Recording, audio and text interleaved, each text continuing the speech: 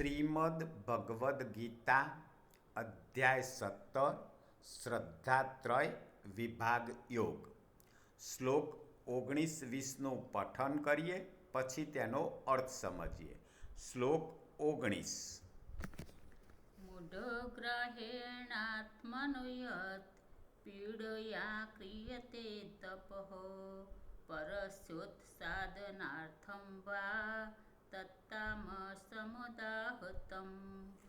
અર્થાત જે તપ મૂર્ખતાપૂર્વક, હઠથી, મન, વાણી અને શરીરની પીડા સહિત અથવા બીજાનું અનિષ્ટ કરવા માટે આચરવામાં આવે છે, એ તપ તામસ તપ કહેવાયું છે.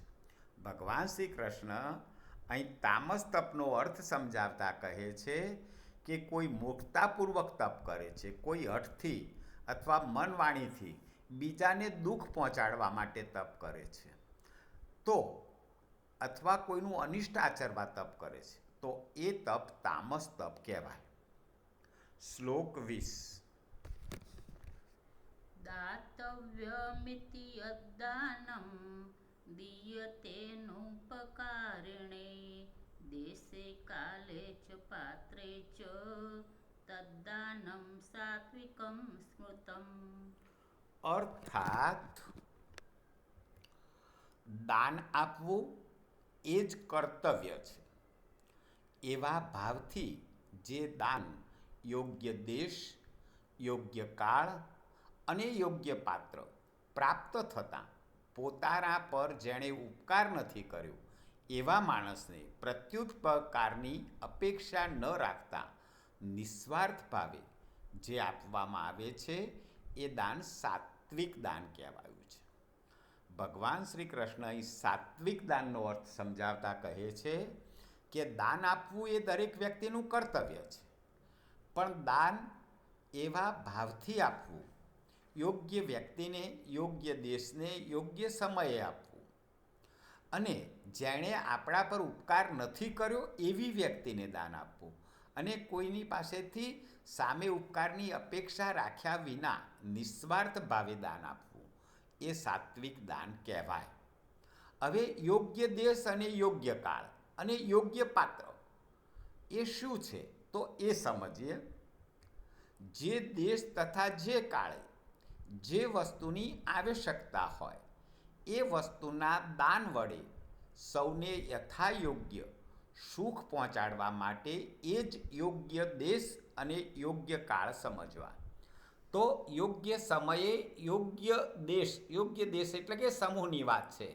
તમે સૌને સુખ પહોંચાડવા માટે જે દાન કરો છો, જેને આવશ્યકતા છે, જેને કોઈ વસ્તુની જરૂરિયાત છે, એને સુખ પહોંચાડવા માટે દાન કરો, અને એને જરૂર હોય એ સમયે દાન કરો, તો એ યોગ્ય દેશે, યોગ્ય કાળે કરેલું દાન કહેવાય. હવે દાન આપવા માટે યોગ્ય પાત્ર પસંદ કરવાનું છે.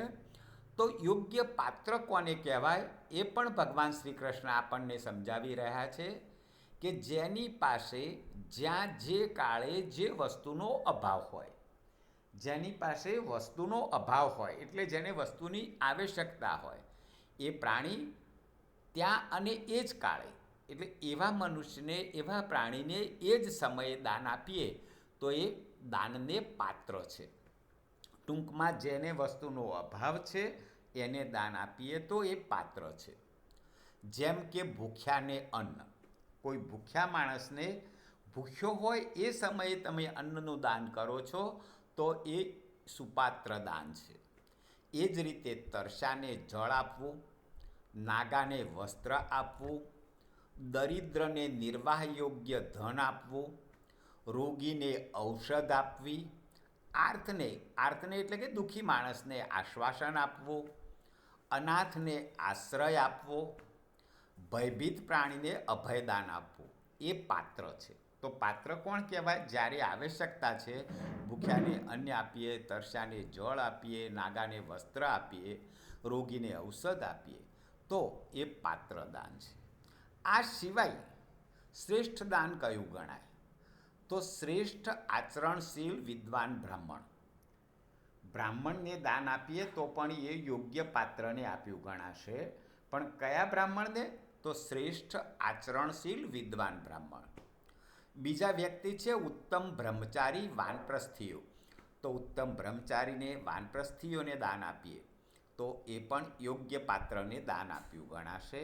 આ ઉપરાંત સંન્યાસીઓ, જે લોકો સેવાવૃત્તિવાળા છે, બીજા લોકોની સેવા કરે છે, એમને પણ દાન આપીએ, સેવાકીય સંસ્થાઓમાં પણ દાન આપીએ તો એ પણ યોગ્ય દાન છે. જેમને જે વસ્તુનું દાન આપવું શાસ્ત્રમાં કર્તવ્ય જણાવ્યું છે એ લોકો પોતપોતાના અધિકાર પ્રમાણે યથાશક્તિ ધન આદિ સઘળી આવશ્યક વસ્તુઓના દાનને પાત્ર છે.